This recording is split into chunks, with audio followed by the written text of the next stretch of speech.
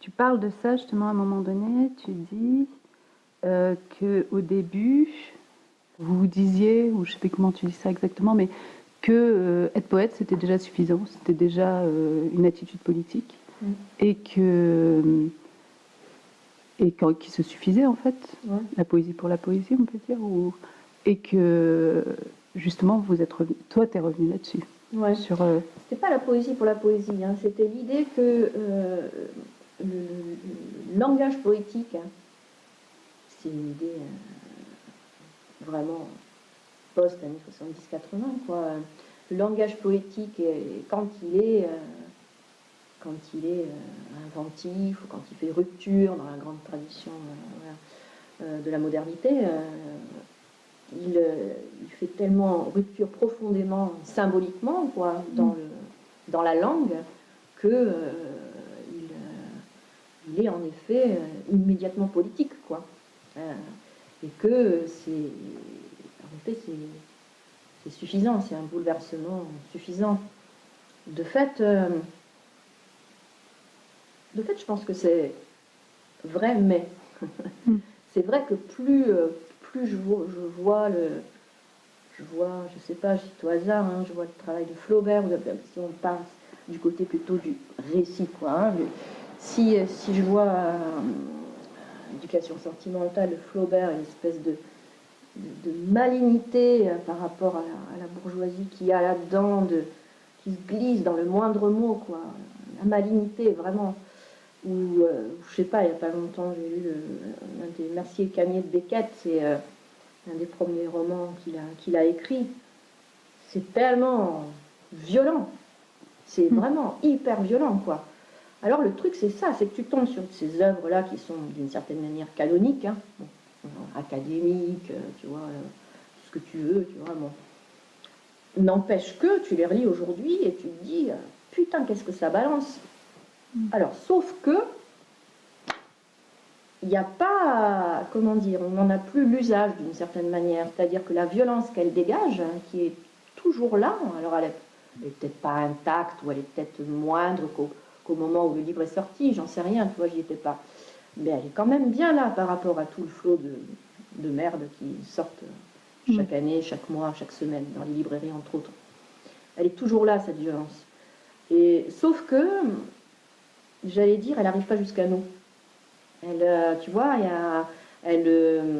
par l'absence, une certaine forme de médiatisation de ses œuvres, qui est une médiatisation peut-être trop académique, trop scolaire, trop je sais pas quoi, ça n'arrive plus jusqu'à nous, c'est barré. C'est barré. C'est ça le problème, c'est que c'est barré, et que du coup, comme c'est barré par le type de, voilà, comme je disais, d'accès qui est un pseudo-accès, un faux accès. C'est pas parce que ça sort en livre de poche, ou que ça t'a un accès libre sur Internet, que tu vois, que tu sais que d'abord les personnes qui pourraient en faire quelque chose songent à y aller toutes et à en faire l'usage qu'elles pourraient en faire. C'est ça le problème, quoi. Et donc ça reste dans une espèce d'entre-deux, de nuages, et on n'en a pas l'usage. On n'en a pas l'usage, on ne voit pas ce que ça touche symboliquement, on ne voit pas la critique acerbe, même d'un Flaubert, hein, sur le monde tel qu'il est encore aujourd'hui, parce que le monde tel qu'il est aujourd'hui, c'est surtout sous Macron, c'est ni plus ni moins le Second Empire. C'est la fête impériale, mais en tout petit. C'est un tout petit Second Empire. Et avec les mêmes mots d'ordre, les mêmes valeurs, entreprenez. En fait, alors à l'époque, c'était pas start-up, c'était entreprise, fallait entreprendre, fallait, tu vois, faire de l'argent, placer son fric, machin, truc, être dynamique, en marche. T'as quasiment les mêmes mots. T'as les mêmes mots. Sous le Second Empire et aujourd'hui, t'as les mêmes mots, la même bêtise. Hein, là, ça me fait repenser du coup à Bouvard et Pécuchet, c'est assez génial quand même. Hein. Ces deux mecs, ça pourrait être maintenant d'ailleurs, hein. Deux mecs qui en ont marre d'être fonctionnaires et qui se disent qu'il faut se barrer à la campagne, tout s'effondre, et qui découvrent ce que ça peut être cette vie à la campagne. Les fermes, encore c'était plus vivant à l'époque. Mais il y a plein de choses. Moi, je jetais un œil, je sais plus où, là-bas, oui, il y avait la foire aux livres sur le dictionnaire des idées reçues de Flaubert, et c'est exactement la même chose, c'est la connerie liée à des mots qui sont complètement fossilisés, quoi, des mots que tout le monde emploie, qui circulent de partout, qui sont complètement, je ne sais pas si on peut dire surmonétisés ou démonétisés, ou les deux à la fois. Une espèce de langage transparent qui n'a plus aucun sens et que tout le monde se balance en pensant que c'est ça qu'il faut dire.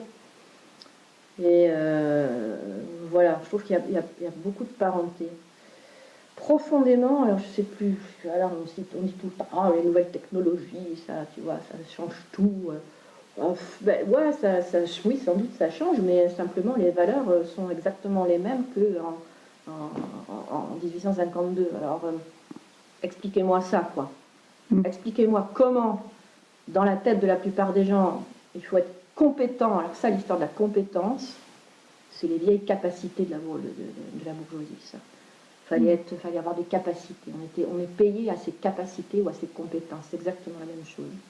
C'est un mot typique du 19e et de cette idée de la période où on pensait que les gens, qu'il y avait peu à peu une élite qui se dégageait, et que c'est à cette élite-là qui était compétente et efficace qu'il fallait confier les rênes des entreprises et du gouvernement, et c'était la même chose. Déjà à l'époque, l'entreprise, la banque, le gouvernement, c'était les mêmes en fait. Hein.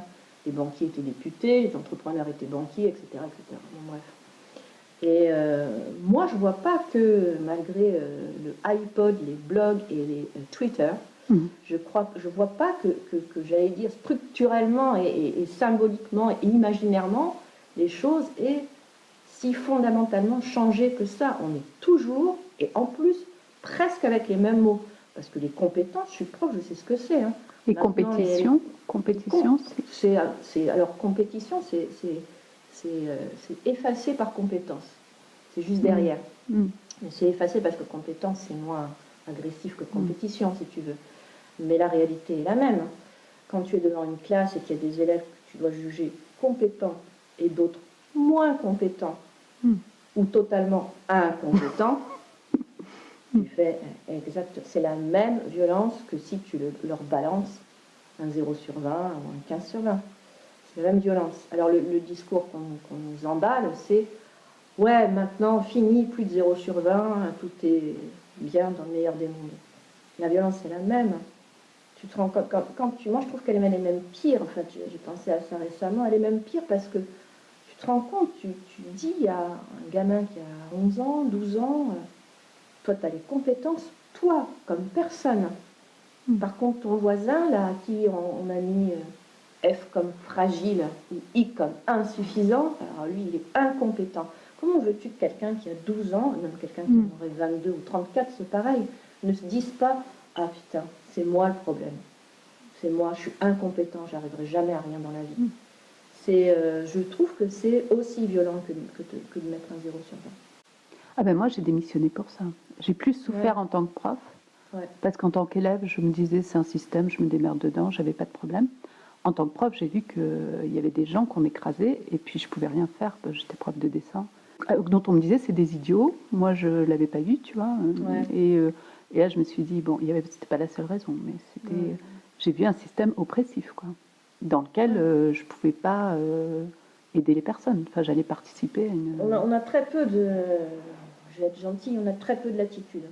Ouais, même pour une raison assez simple, c'est que je vais faire tu vois, une parenthèse là-dedans, parce que je travaille là-dessus en ce moment, sur l'éducation nationale et tout ça. Le truc, c'est que on te dit on va changer, on évalue différemment, et puis au lieu de les mettre en rang, là, comme ils sont, face au tableau, on va les mettre en groupe par groupe de 4. C'est gentil. C'est sympathique. Hein, on travaille ensemble. Bon. C'est sympa. Mais ce qu'il faudrait changer, c'est, tu vois, le gros problème, c'est quand même l'emploi du temps, la séparation des matières, donc le rythme, genre ils arrivent à 8h du matin, il y en a qui se lèvent à 6h pour prendre le bus, ils repartent à 17h quand tout va bien, ils rentrent chez eux pour manger, et après ils ont les devoirs à faire. Déjà ça, le jour où on changera un peu ça, c'est déjà pas mal. Ensuite, les 4 murs, parce que par exemple dans la salle où je suis, qui est une petite salle, si tu veux, ils sont 28 cette année, 29, voilà. Donc en fait, quand une fois qu'ils sont 28 ou 29 dans la salle, tu peux même plus circuler, quoi. Donc tu les mets par 4, tu les mets, alors tu sais plus où t'es, là, tu vois. écrit en suspension au plafond, quoi. Enfin bon, il y a tout l'éducation nationale, c'est d'abord un problème d'architecture et de mobilier. Bah, tu en parles d'ailleurs. Hein. Bah, Dans Un œil en moins, tu dis, voilà, ce qu'il faudrait changer, c'est la colle sur les murs aussi qui pue. La colle qui pue, le mobilier. Ils utilisent des colles un peu pourrables, donc ça pue. Et puis ils essayent de faire des économies. Alors le chauffage, il n'arrive pas à fonctionner avant le mois de novembre. Enfin bon, c'est aussi ça, quoi. C'est pas simplement je vais apprendre la règle d'accord du participe passé. C'est aussi tout ça. Ouais. Et si je reviens donc à écriture et politique, du coup, toi, tu te situes comment là-dedans? Tu es allé de plus en plus vers, enfin, notamment avec Nuit debout, mais déjà avant, vers cette nécessité d'être dans un récit, d'assumer un récit des événements, enfin des... Ouais, plus directement, parce que ça a commencé avec Tomate, hein, c'est clair, ça a commencé avec Tomate, donc il y a 2010, je crois, il y a un peu moins de 10 ans, parce qu'il y a un événement qui m'a affecté directement, des amis qui étaient emmerdés, je le raconte ici, c'était lié à l'affaire de Tarnac, mais c'était lointainement lié à cette affaire, en fait, il y avait un comité de soutien qui s'était créé dans le département, et puis j'ai des amis proches qui avaient franchement pas fait grand-chose, qui se sont retrouvés emmerdés, quoi. Et là, j'allais dire, j'ai un peu découvert la vie. C'est parce que, bon, voilà, moi, franchement, je suis un pur produit des classes moyennes. Tu vois, je suis allée voter, enfin bon, tranquillou, quoi. D'un coup, putain, les choses s'emballent, là. C'était sous Sarkozy, donc je raconte ça. Ils se sont emballés à la tête de l'État. Ça, le truc, c'est pour dire que c'est vraiment vertical, la façon dont ce pays est organisé, et les autres sans doute. Un mec ou je sais pas qui s'est emballé à la tête de l'État, donc Sarkozy, pour ne pas le nommer, a décidé de changer un peu le renseignement en France, a monté la DCRI, enfin, je te passe les détails, je ne les connais pas à fond. Et du coup, entre services, ils se sont fait la guéguerre, entre services du renseignement. Donc l'un des services s'est dit, il nous faut une affaire, Tarnac, super affaire, l'extrême-gauche ou l'ultra-gauche revient, les terroristes, terrible, action directe, je sais pas quoi, la bande à Bader, voilà. Ils ont monté une espèce de machin comme ça, et voilà, de toutes pièces, et puis les gens ont été emmerdés pendant 10 ans, quoi, puisque le procès qui les a à la relaxe, c'est il y a quelques mois. Et donc la manière dont un État pouvait devenir paranoïaque, agressif, sans scrupules, m'est apparu de manière très concrète et très directe. Et c'est ce que je raconte dans Tomate. Et c'est pour ça que là, si tu veux, un peu au pied du mur, je me suis dit, non, mais faut quand même me dire comment ça se passe, donc comment ça peut, tu sais, comme on dit aujourd'hui, impacter ta vie quotidienne, quoi.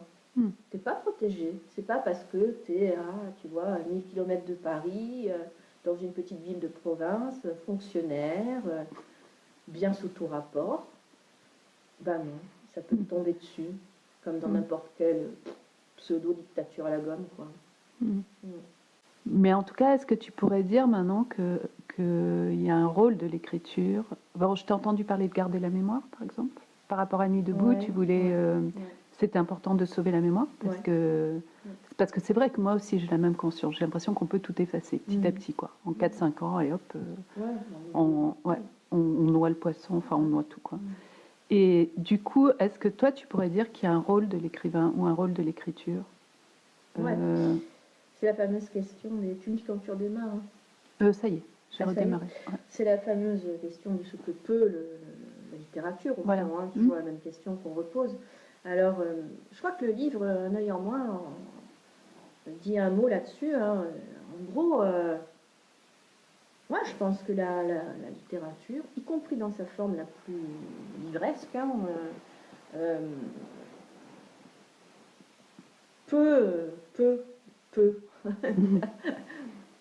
et peu quand même. Mais pas seul. Pas seul. C'est-à-dire qu'un livre peut vraiment travailler une ambiance, travailler une atmosphère, saisir l'époque, reprendre des choses intéressantes dans l'époque, des événements, des méthodes, des outils, les remettre au clair, les redonner, si tu veux, faire presque un rôle de, pas un rôle de médium, ce que c'est, hein, bon, pour, dans le cadre d'un moment où il se passe quelque chose, quoi, si tu veux. En fait, le livre seul ne peut rien, la littérature seule ne peut rien, la poésie seule ne peut rien, le poète seul ne peut rien, mais quand on est dans un moment où il se passe quelque chose, où il y a des événements latents ou en cours, on est dans un moment de latence. C'est clair, c'est un moment de latence, ça veut dire que ça peut remonter d'un jour à l'autre, d'une minute à l'autre. Peut-être que là, on n'en sait rien. Un événement, c'est par définition, c'est ce qui surgit, quoi, alors qu'on ne s'y attendait pas. Ou qu'en tout cas, que la plupart ne s'y attendaient pas. Si ça se trouve, là, en ce moment à Paris ou en ce moment à Francfort, il se passe un truc.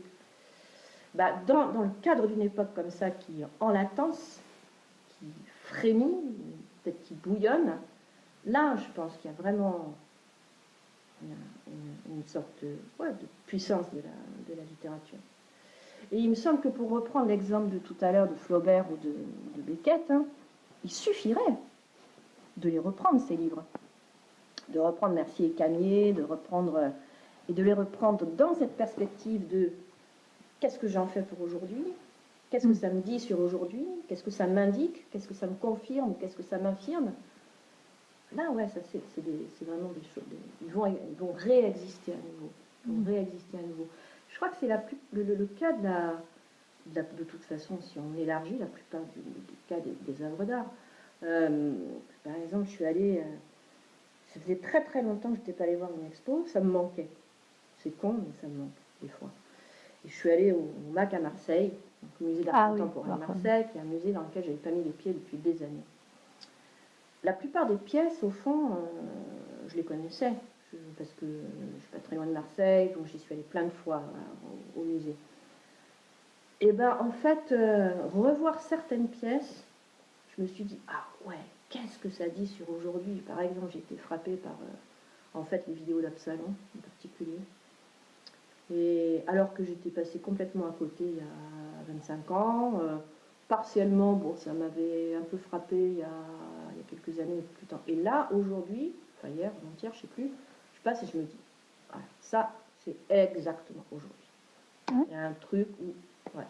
Il est dans des espèces d'architecture. Ouais, c'est ça. Ouais. Une espèce de tentative de réduction extrême à des formes architecturales. C'est exactement à des formes architecturales très rudimentaires, très austères. Et il y a un grand, évidemment, c'est sûr qu'il y a un grand désespoir et une sorte de, je trouve, de constat très sûr de la décomposition de la dignité humaine, quoi, en tout cas de ce que ce type de temps dans lequel on est depuis longtemps, l'ultralibéralisme, comme on peut l'appeler, fait le travail que ça fait pour décomposer, annihiler toute dignité humaine, toute dimension digne, quoi. Et ce travail-là, il est le travail de beaucoup d'artistes. Dit quelque chose là-dessus, sur ça, et le montre et le dit de manière très claire. On s'est attaqué depuis, donc sans doute avant Napoléon III, mais au moins depuis, à ce qu'il y a de digne chez les êtres, quoi. Et donc voilà, je pense qu'il y a des pièces qui disent quelque chose à un certain moment, qui diront rien dans un mois ou dans un an, mais qui là disent quelque chose et le disent vraiment puissamment. Il faut tomber sur les bonnes. Alors les musées, je pense qu'il ne s'agit pas de les faire pièce par pièce, mais d'aller directement là où... Ah, c'est ça. On peut très bien, en effet, faire le tour d'un musée ou d'une exposition en 3 minutes, montre en main et en courant, comme dans le film de Godard. Mais, il y aura peut-être 2 pièces, là, au MAC, 2-3 pièces, pas plus. Et là, tu te dis, ouais, c'est ça, c'est exactement ça. Et c'est ça pour aujourd'hui. C'est-à-dire, quand tu parles de ce temps de latence, tu dirais pas qu'il y avait ça il y a 2 ans avec Nuit debout, c'est ça, hein? C'est où tu parlerais aussi. Parce que Nuit debout, ça t'a vraiment rendue heureuse. Enfin, on a ce sentiment dans l'œil en moi, c'était Tu dis, en 52 ans, j'ai jamais vécu ça, et on a un sentiment de bonheur, en fait. Mais le temps de l'attente, c'est ça que je disais, c'est qu'il s'est ouvert avec Nuit, enfin il s'est ouvert. C'est le temps de juste après Nuit debout. C'est-à-dire que Nuit debout ouvre quelque chose dans lequel on est encore. Ah d'accord. Ouais, on est encore dans... je pense qu'il ne faut pas du tout, comment dire, se dire oh là là, ça n'a rien donné, ou je sais pas, ça s'est arrêté, ça a duré 3 mois, puis après ça s'est arrêté. Ah, beaucoup de gens ont dit ça. Moi, je me battais, beaucoup de gens disaient autour de moi, Nuit debout est mort, Nuit debout est mort. Et non, ça a ouvert quelque chose, ça a ouvert une autre période, qui est justement ça que je désigne par cette période de latence. Okay. Qui est une période où c'est en dessous, où ça n'attend qu'une occasion pour revenir. Moi, c'est le sentiment que j'ai. Ça attend qu'une occasion pour répéter, j'allais dire. Et il y a de toute façon, hein, il y a dans la manière dont chaque fois qu'il y a eu une manif, des choses se sont passées, en réalité, hein, une inventivité. Je maintiens le mot, je le dis souvent, et je le maintiens. Il y a vraiment une inventivité dans certaines formes de manifestation, slogans, manière de taguer, manière de manifester, que je, personnellement, avant ces 2 dernières années, je n'avais pas connu. J'en ai fait quelques manifs où tu vois, bon. Non, il y a quelque chose de... Il y a une jeunesse, hein, que je connais en partie, il y a une jeunesse 20 ans, 30 ans, là, 35, qui est bouillonnante, hypersensible, très intelligente,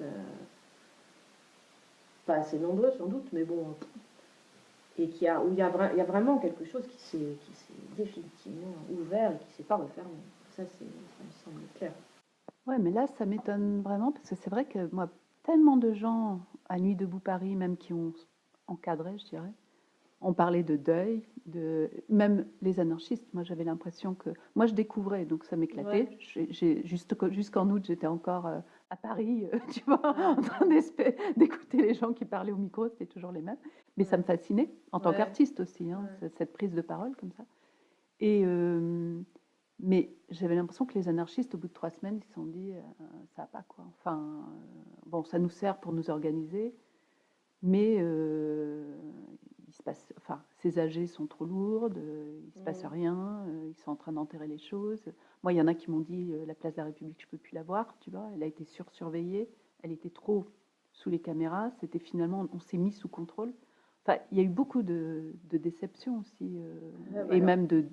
Moi, j'avais plutôt le sentiment que les gens avaient fait un deuil et que peut-être ça avait ressurgi sur la ZAD, où tu vois, ils avaient cherché ailleurs. Enfin, je sais pas. Donc, ça va terminer si ça se déplace. Oui. Ouais. Mais l'idée, c'est que je raconte à un moment dans le livre, très vite, j'ai rencontré plein de gens, j'étais plutôt d'accord, au moment des Nuits debout, hein, genre, je sais pas, un mois après, faut pas que ça reste place de la République, faut que ça se déplace dans d'autres endroits. Puis ça s'est pas déplacé. Enfin, c'est pas vraiment déplacé, c'est resté place de la République.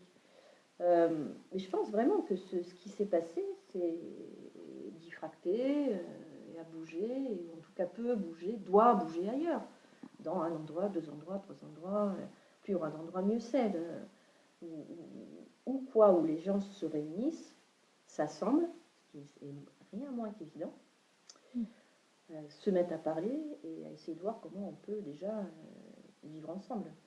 Alors, c'est ça le truc, c'est que le vivre ensemble, voilà, ça c'est un truc intéressant. Le vivre ensemble, c'est une espèce de slogan sympathique et tolérant. Et je peux pas... faut le dire, parce que on sait bien ce qu'il y a derrière, et si tu veux, c'est en général des gens très tolérants, de gauche, ouverts, voilà, dont je fais partie.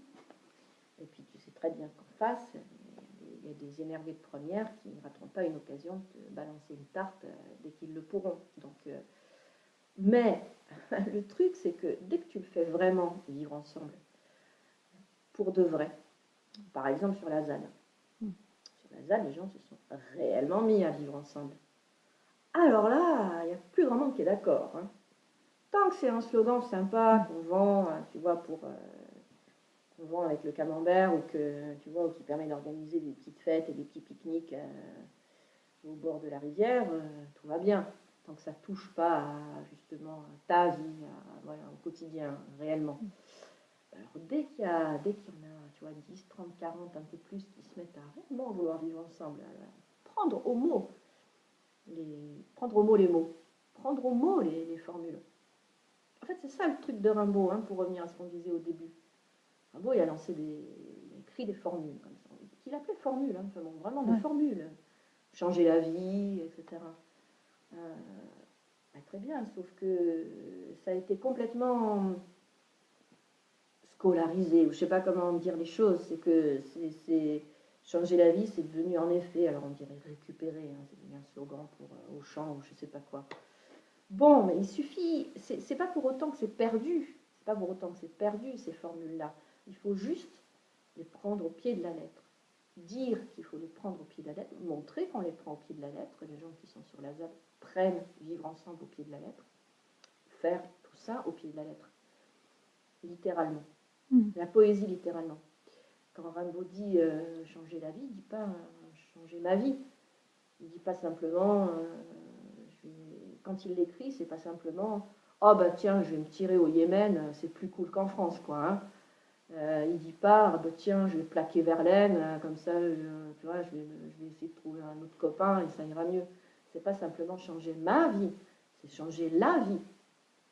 C'est pas vraiment, ça implique pas même changer la vie, c'est la révolution. Hein. La révolution, c'est juste changer la vie quotidienne, changer les manières de vivre. Et tu crois à la révolution? Tu la crois possible? Ah, c'est pas la même chose. La croire est même... bah, tu penses qu'il y a eu des révolutions? Ah bah oui. Ouais. Oui, bien sûr. Le 19e, c'est une longue, je parle même pas de 89, ça serait vraiment trop... C'est un massif, donc c'est très difficile à penser pour quelqu'un qui, en plus, n'est absolument pas historien, ni autorisé, ni légitime en quoi que ce soit. Mais le 19e, c'est un long siècle de révolution. Moi, je dirais pas de tentative révolutionnaire, parce que je veux toujours un petit peu, ah ouais, ils ont essayé, ils n'ont pas réussi, tu vois, bon. Non, comment dire, oui, ça a été une révolution pendant 3 mois, pendant 2 mois, même pendant une semaine, et alors? D'accord. Ah ok, donc tu penses à une révolution dans un temps court, même si après c'est pire ou... Après, c'est non, parce que c'est le ça. vieux monde qui revient. Hein. Oui, voilà. C'est le vieux monde c'est pour ça que moi j'ai des doutes sur la révolution. Et qui a été remis en cause, blessé, et qui tape comme un sourd parce qu'il veut surtout pas que ça recommence, quoi. Mais je pense vraiment, oui, qu'il faut pas, en fait, je ne sais plus dans quel bouquin aussi j'en ai parlé, poser l'horizon comme la révolution comme un horizon à atteindre, un truc. Elle va arriver, tu vois, elle est là, je la sens. En fait, je pense que c'est vraiment beaucoup plus souterrain, en sourdine, progressif. C'est pour ça que, si tu veux, on peut... Souvent les gens disent, ouais, mais on va d'abord changer de notre manière de vivre, et puis après, on verra plus tard. Hein. Alors, oui et non. Évidemment que tu peux faire ta petite révolution en t'abstenant de manger ceci ou cela, ou en faisant du vélo, ou en te lavant au lait d'ânesse au lieu de prendre la Marseillaise ou Choya. Quoi. Bon. Mais le truc, c'est que c'est bien, mais c'est pas suffisant. En fait, l'articulation, c'est ça, et les problèmes de la littérature, c'est de la manière dont on perçoit souvent la littérature, c'est ça. La littérature, c'est pas simplement je lis un bon bouquin, ou un bouquin vraiment qui dit indignez-vous, donc bon, tu vois, bon, mais je tape du pied, je trépigne un peu comme la femme du chef dans Astérix, tu sais, bonne mine, qui est toujours un peu en colère, là, en pétard, et puis ça fait du bien et tout. La difficulté, mais le seul intérêt, en réalité, de ça, c'est de passer le cap, c'est-à-dire de sortir du livre qu'on a lu, de sortir simplement des manières, enfin des nouvelles petites modifications dans sa vie personnelle qu'on a réussi à mettre en place pour le faire avec d'autres, pour pas le faire seul ou simplement avec son copain ou sa copine, mais pour réellement penser l'assemblée, penser comment on s'assemble, comment on parle ensemble de politique. Et vraiment la question de s'assembler et de l'assemblée, de s'attrouper, elle est capitale. L'une des premières mesures révolutionnaires de 89, ça a été de casser ça. Ça a été de casser les assemblées populaires pour mettre des représentants à la place. Début de la représentation. Et ça, c'est dès 89.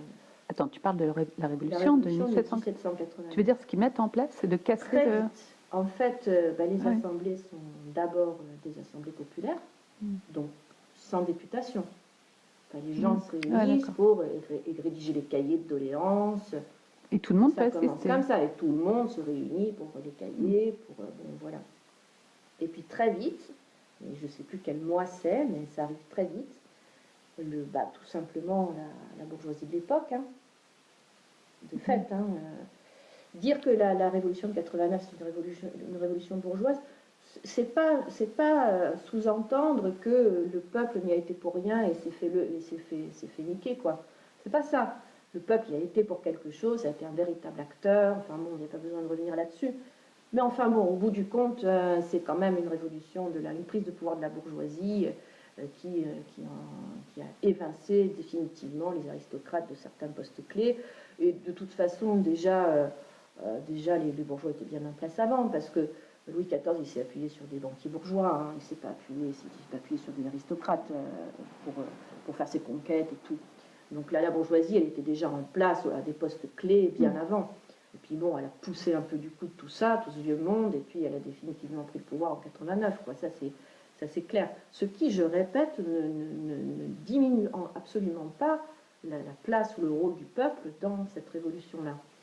N'empêche que, très très vite, cette bourgeoisie-là, ou une partie de cette bourgeoisie-là, a décidé qu'il fallait un peu calmer le jeu, nommer des représentants bien sous tout rapport, c'est-à-dire faisant partie du club, et pour des élections, etc. En fait, tout le système représentatif qu'on connaît, quoi.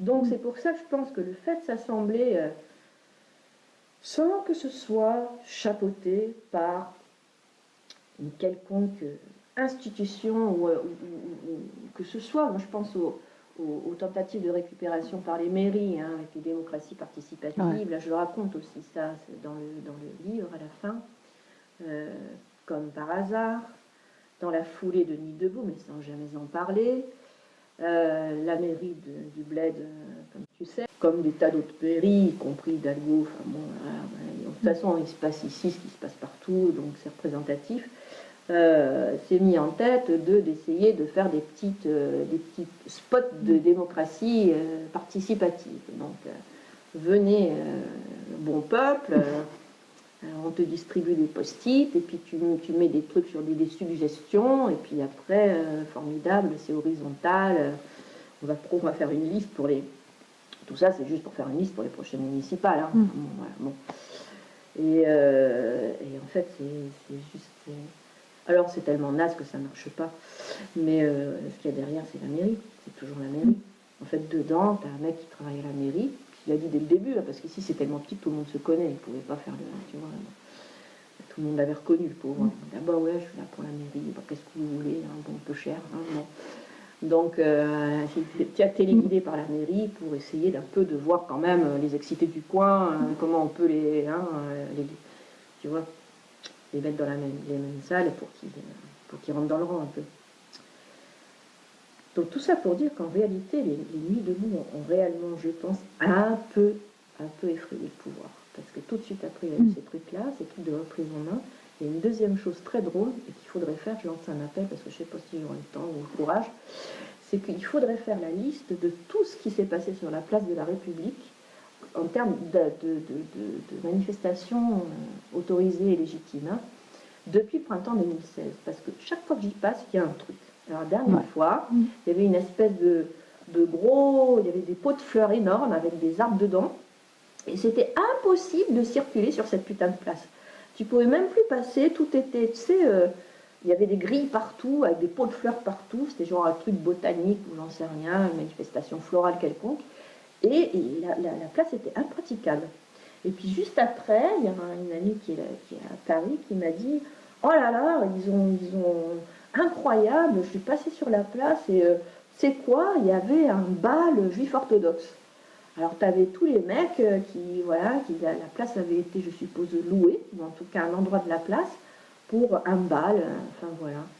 Et donc, mais je suis quasi sûre que ils ont tellement été... ils essayent, mais c'est clair. Ils veulent tellement pas que ça se repasse qu'ils doivent te trouver des idées, toutes les semaines, ils doivent te trouver une idée pour faire un machin sur la place. Parce que tu dis dans le livre justement parce que tu parles donc d'une lecture que tu fais à Marseille, je crois, et à ce moment-là, les gens te disent « mais que peut-on faire, que peut-on faire ?» Et à ce moment-là, tu enclenches en parlant de l'attroupement. Tu dis « ce qu'on peut faire, c'est rester dehors, enfin, continuer à aller dehors. » Et je crois que tu dis c'est plus efficace pour toi de s'attrouper dehors sur les places que de parler de mettre des bombes entre nous ici, par exemple. Je crois, tu dis un truc comme ça. C'est-à-dire qu'on gêne plus le pouvoir en étant dehors, en prenant la forme de l'attroupement, que en prenant... Ouais, c'est un truc, d'ailleurs le mot, la chose est devenue illégale, c'est au 19e, je crois. Ils ont trouvé le moyen le grand truc c'est ça, comment faire pour que ces putains de citoyens, là, de gens, s'assemblent dehors, quoi. C'est le grand truc du pouvoir. Le fait de s'attrouper, par exemple, il y a une loi qui est passée, je ne sais plus, au 19e, pour empêcher ça, quoi. Au-dessus de 3 personnes, c'est un attroupement. Tu as déclaré qu'au-dessus à un moment, vraiment, c'était un peu raide, au-dessus de 3 personnes, c'est un attroupement. Donc tu peux pas, ça signifie quoi? Clairement que, c'était au 19e, ça signifie que si tu es à 3 statiques au même endroit, les flics de l'époque pouvaient te disperser. 3? Ah ouais, je suis presque sûre. C'est pour éviter les débuts d'attroupement, de discussions politiques. Ça devait être à une époque encore. Tout le 19e est révolutionnaire en réalité, quoi. Tous les ans, des révolutions. Donc vraiment, je pense que ça demeure l'une des obsessions du pouvoir. Comment faire pour que les gens ne s'attroupent pas, ne restent pas dans la rue ou sur une place fixe à un même endroit à plusieurs à discuter. Et c'est pas pour rien qu'il y a les vitrines et qu'il y a une espèce de pression pour qu'on circule dans les villes et pas pour qu'on reste à des endroits. Tout est mis en place, tu sais, sinon mieux, tout est mis en place pour que, au niveau de l'urbanisme, les villes sont pensées pour qu'on y circule, pas pour qu'on s'y arrête.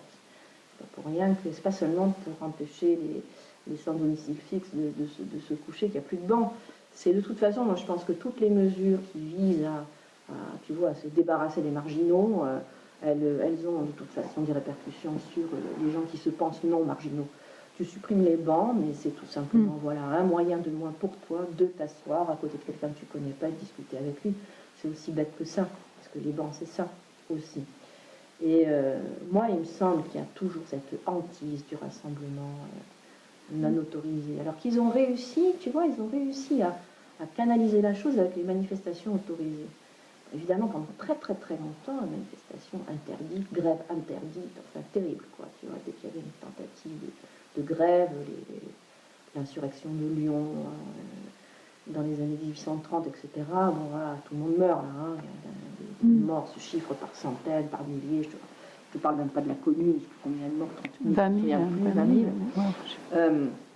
Alors après, bon, il y a un moment, on s'est dit, allez, on va autoriser la grève, autoriser la manifestation.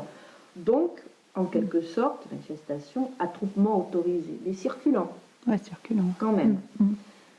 Et voilà, c'est pourquoi je pense qu'il y a vraiment pour ça que chaque fois qu'il y a justement un rassemblement, la première question des représentants de l'ordre ou pas de l'ordre, c'est qui est le porte-parole, qui est le représentant. Qui organise. C'est qui le chef, quoi. La grande question, c'est qui le chef? Et s'il n'y a pas de chef, c'est panique à bord, quoi. Comment vous êtes structuré? Qui est le chef? À qui vous obéissez? Qui prépare les... Enfin voilà, comprendre comment ça fonctionne. C'est un truc en miroir. Comme c'est quelque chose qui fonctionne en miroir, comme eux sont organisés comme ça, ils sont commandés, ils obéissent, ils ont des directives, voilà. Donc ils transfèrent, c'est un jeu de transfert, d'ailleurs de l'autre côté aussi, c'est possible, malheureusement. Enfin, ça se passe aussi comme ça. C'est un jeu de transfert contre transfert. Donc la police transfère, ou la police ou le gouvernement, c'est pareil, transfère sur ceux qu'ils ont en face d'eux. Ils ont forcément structuré pareil, parce que sinon, autre chose n'existe pas. Pouvoir faire des choses sans être organisé, sans avoir un chef, sans que ce soit vertical, c'est inimaginable. Pour le pouvoir, c'est inimaginable, puisqu'il vit comme ça. Il vit de ça. Sauf que ce transfert se fait aussi de l'autre côté, enfin tu vois forcément quoi, hein, les gens qui s'assemblent comme ça, qui essayent de vivre ensemble officiellement sans verticalité, sans chef, c'est là qu'il faut faire attention, que nous devons faire attention, parce que c'est tellement inhérent, tu vois, consubstantiel à la manière dont la manière dont la société est organisée, dont on a vécu tout petit dans cette société, à l'école, ne serait-ce qu'à l'école, que plus ou moins consciemment, on cherche quand même. Il y a toujours, tu vois, quelqu'un qui va avoir plus de charisme, comme on dit, ou je sais pas quoi, qui risque de mettre la main. Il faut faire très attention à ça. Le problème, c'est ça, c'est qu'il y a un jeu de transfert des autorités vers, tu vois, mais il y a aussi c'est un truc en miroir, donc il faut faire très très attention à ça. Mais pour toi, le chef, parce que je sais qu'à Nuit debout, il y avait ce débat-là, il faut rester transversal, et en même temps des gens qui disaient, mais ça n'a pas marché parce il n'y a pas eu de leaders qui ont émergé. Et si tu veux, il faudra un mouvement. En fait, on sait un peu ce que ça donne quand même, quand il y a quelqu'un qui se dégage comme ça, une figure charismatique qui se dégage.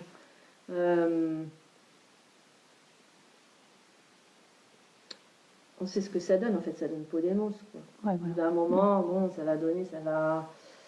S'il y a cette idée qu'il faut quand même, tu vois, que ça ne meure pas, justement, cette peur que ça meure. Donc, si on ne veut pas que ça meure, il faut que ça perdure. Si on veut que ça perdure, il faut s'organiser. Si on veut s'organiser, il faut s'organiser verticalement. Si on veut s'organiser verticalement, il faut qu'il y ait un chef. Enfin, tout s'enchaîne comme ça. Et peut-être que c'est justement cette idée que ça meurt si on ne franchit pas le cap de l'organisation traditionnelle qu'il faut oublier, qu'il faut mettre de côté. Parce que moi, je ne pense pas que c'est mort. Ça ne meurt pas, ça prend d'autres formes. Voilà, moins spectaculaires, moins... C'est vrai que, en fait, je comprends ce qu'on peut regretter dans Nuit debout, c'est qu'il y a eu des moments hyper forts, genre l'apéro chez Valls, justement, un moment d'attaque du chef, quoi, direct. C'était un moment très fort, il y a eu des moments intenses. Alors c'est sans doute de ces moments-là qu'on dit faire le deuil ou devoir faire le deuil. C'est pas forcément des assemblées qui duraient 8 plombs sur la place, où on se gelait quand il pleuvait et on avait envie de pisser, il n'y avait pas de toilette, quoi. Je pense pas que ce soit de ça vraiment qu'on ait à faire le deuil, mais c'est l'intensité qui est difficile à oublier, quoi, parce que depuis c'est vrai, moi j'ai pas vécu je suis pas à Paris, mais j'ai pas vécu des moments aussi intenses, donc ça c'est chiant. C'est chiant de retrouver cette espèce de, tu vois, bon. Mais elle n'a pas totalement disparu, toujours une espèce d'élan qui est là, d'énergie, de truc latent, mais qui est là, pas totalement fondu, c'est pas comme avant. C'est pas revenu comme avant. C'est pas revenu comme avant le printemps 2016. Déjà et d'une. Et peut-être qu'il faut dire ça, ouais, que il y a ces moments d'intensité qu'on va retrouver, qu'on peut retrouver ensemble. Il y a des moments moins, voilà, il y a des moments où tu prépares la tambouille, tu torches tes mômes, tu vas aux toilettes, mais il ne faut pas les considérer comme la routine ou je sais pas quoi. Ça fait partie de la vie aussi d'un moment peut-être pré-révolutionnaire ou je sais pas, ou en tout cas qui est, tu vois, il n'y a pas de séparation entre les deux. Et voilà, je ne sais plus d'où on est parti, la question du chef, quoi. Ouais, la question du chef. Mais du coup, quand je t'écoute, est-ce que toi, tu parlerais, par exemple, parce qu'il y a des gens qui parlent de révolution. Alors moi, dans révolution, je vois un événement brutal un peu, enfin rapide, et je que ça bascule comme ça, mais peut-être j'ai tort. Mais il y a des gens qui disent, mais c'est pas des révolutions, c'est des transitions. Alors il y aurait une transition très très longue comme ça. Tu vois, on serait dans un mouvement lent, avec, comme tu disais tout à l'heure, peut-être des choses qui se construisent par en dessous. Et il y a des gens maintenant qui disent, il faut plutôt aller vers des transitions, c'est-à-dire même si ça prend plusieurs générations, il faut, bon, par exemple, transition énergétique, transition... Ouais. Alors, comme souvent, c'est sans doute une manière de ne pas mouiller. Je l'ai dit, l'un n'empêche pas l'autre. Hein. L'un n'empêche pas l'autre. Il y a des... Si je reviens sur ce long 19e siècle, le 19e siècle est un siècle révolutionnaire. C'est un siècle de révolution. Tout du long. Peut-être jusqu'à l'autorisation de la manifestation, j'en sais rien. Je vais me faire incendie, il dit ça. Parce que c'est une grande conquête, le fait de pouvoir manifester, de pouvoir faire grève et tout. Mais bon, tout en continu, quoi.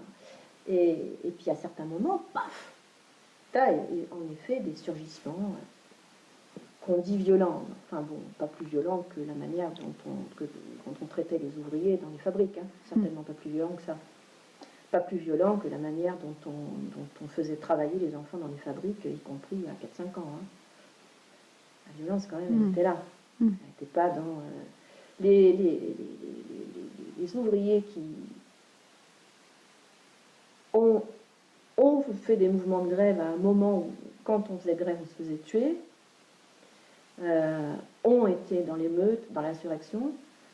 Ces ouvriers-là, en réalité, ils ont vraiment attendu le dernier moment. Ils ont été très gentils.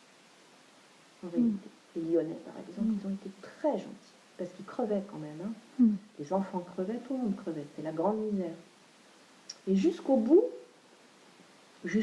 en fait, d'une certaine manière, les gens du peuple ont essayé de le faire avec les bourgeois. Parce que c'était des bourgeois dont ils tiraient leur subsistance. Quand il y avait des difficultés économiques et tout, je sais pas quoi, des trucs, c'était bon, on va essayer, oui, on coupe pas avec le patron, quoi, hein, on va essayer de faire les choses, de continuer quand même. Enfin bon, ils ont été... Moi je pense que c'est ça, on parle de la longue patience du peuple. Hein. Je ne sais plus qui a dit ça, je ne me souviens pas. Quelle patience, ouais, mais quelle patience, mais c'est plus que ça, là, c'est plus que de la patience, là, c'est... Quand même, c'est... comment dire? C'est grave, ouais, parce que ces gens, les ouvriers du 19e, ils ont payé ça de leur vie, quoi, quand même. Et aujourd'hui, je pense qu'on peut dire encore, les gens payent ça de leur vie. C'est pas parce qu'ils crèvent pas de faim. C'est ça le truc. Ah bah oui, on crève pas de faim, puis ils ont une voiture, une télé, je sais pas quoi. On paye ça de notre vie. Enfin, je dis pas ça pour moi, hein. Je suis privilégiée comme on dit. Mais on continue à payer ce système-là de nos vies. Et donc j'opposerai pas, on peut pas opposer les moments d'insurrection justement ou de surgissement comme ça de la violence, des moments où de transition, hein, ça que tu disais. Hein, je méfie de la manière dont on utilise les mots. Quand on dit transition, je pense que dans la plupart des cas, pas dans tous, mais dans la plupart des cas, c'est en train de changer. Calmez-vous, quoi. Ah bon, ça va le faire. On a le temps. Bon, c'est ça. Donc si le mot transition est utilisé pour ça, en souterrain, bon, implicitement, non. Oui, alors effectivement, il y a des gens qui ont dit, mais on va faire une transition énergétique, blablabla. Et puis il y a un mec jeune qui a dit, bah, il fallait la faire. Moi, je suis née dans les années 90, je fais avec ce qu'on me donne. Et la transition, il fallait que vous la fassiez il y a 60 ans. Et là, maintenant, bah, voilà, ce qu'on me donne, c'est un monde qui est déjà foutu, quoi. Enfin, et... Moi, je suis en train de... J'ai terminé là, un livre d'histoire, un vieux livre d'histoire absolument formidable, de Régine Pernoud, une spécialiste du Moyen-Âge, qui a écrit il y a longtemps déjà l'histoire de la bourgeoisie en France. Donc, une partie de ce que je viens de dire vient de ce livre-là. C'est un très très bon livre qui est sorti dans les années 50. Et déjà dans les années 50, elle signale qu'il y a des rivières polluées, qu'il y a des sols épuisés, et qu'il va falloir vraiment faire penser à ça et faire quelque chose contre ça. On est dans les années 50. Il y a déjà des pesticides, hein, il y a déjà des moyens, elle en parle rapidement, puisque son objet d'étude, c'est la bourgeoisie en France. Mais c'est déjà comme ça dans les années 50. En réalité, le constat de l'épuisement des sols et tout ça est fait depuis un demi-siècle. Depuis un demi-siècle. Quand j'étais à l'école, c'est fin des années 60, début des années 70, on m'avait offert comme prix de fin d'année, parce que j'avais des bons points et des images, un livre sur la pollution. Donc, ça remonte. Je me souviens qu'il y avait des images, un album, il y avait des images affreuses dans ce livre de pollution au mercure, enfin, horrible. Donc c'était déjà, ça fait longtemps, hein, ça fait longtemps, quoi. Et le truc, c'est que, je sais pas, non mais c'est tellement désolant que... donc hier, il y avait la marche sur le climat, à Paris. Je vais sur le site du Figaro, je vais tous les jours sur le site du Figaro, c'est très important. Il faut écouter un peu RMC et aller sur le site du Figaro tous les jours. Et donc, il y avait un papier sur cette marche du climat et tout, et évidemment, je vais au poste pour voir les réactions de quelques lecteurs. Eh ben, je pensais pas, hein, parce que quand même, depuis le temps, même les postes du Figaro, ils sont quelquefois presque d'extrême gauche, quoi. Hein. Mais je pensais pas, mais la quasi-totalité, c'est « ouais, ils nous font chier, ces bobos ». Et eux, ils prennent l'avion, donc ils arrêtent de manifester. Tout ça, le GIEC, il a tort, c'est manipulé, ils le savent très bien. De toute façon, il y a eu des périodes glaciaires, pas glaciaires, et puis voilà, tu vois. Et le même discours, tout du long. Quoi. Le truc, c'est ça, c'est comment faire, en France en particulier, ailleurs, je ne sais pas, avec cette espèce de détestation profonde des écologistes. Ah ouais, Je pense qu'il y a une détestation tu le sais au bled, c'est ça, hein, de la figure de l'écologiste. Et pas simplement des chasseurs. Hein, je vois chez moi, c'est pas des chasseurs, c'est pas des agriculteurs, c'est des gens qui ont eu des vignes et qui aiment bien faire le jardin sans plus. Mais j'étais les premiers à réagir en disant « Ah ouais, on peut plus utiliser le Roundup, je vais aller en Espagne en acheter du Roundup et je vais abreuver tout mon champ, tiens, fuck !» Il y a une espèce de truc Ouais, il y a plein de gens qui supportent pas ça et qui, tu vois, c'est une espèce de haine viscérale qui date de, je sais pas d'où c'est, du hippie peut-être, je sais pas si c'est lié dans la tête des gens à un imaginaire type, ah ouais, c'est des fumeurs de joint, c'est peut-être ça, hein.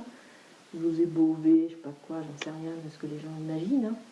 Et du coup, le problème, c'est que cette détestation des écologistes ou de l'écologie, je pense, barre la sensibilisation au désastre écologique en cours et au réchauffement climatique, bien sûr, mais au désastre écologique en cours.